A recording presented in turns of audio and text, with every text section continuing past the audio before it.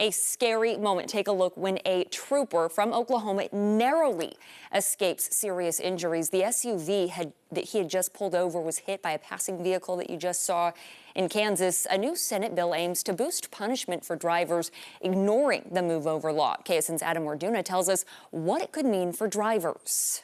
Under current law, drivers are required to move over or slow down when they see law enforcement or emergency responders with their lights flashing on the side of the road. If they don't, they only get a warning, no ticket. A proposed bill would change that. National Law Enforcement Officers Memorial Fund data shows 40 officers across the country died in vehicle crashes in 2022. 16 of those officers were hit while standing outside of their cars. Kansas State troopers say many of the crashes involving law enforcement officers are preventable.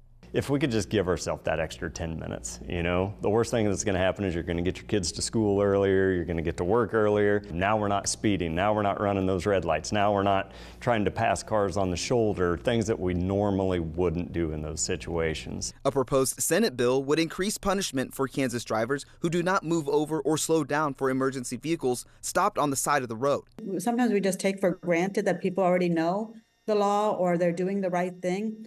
But sometimes we need to change behavior by having a little bit more emphasis on the reason why we need to do this. If passed, it would fine drivers $400. If they cause a crash that injures law enforcement officers, firefighters, or EMS workers, they could be charged with a felony and face a $1,000 fine. That fine would jump up to $7,500 if a first responder is killed. This is just to make sure that we are taking care of our emergency workers and making sure that we are also being responsible in our driving habits.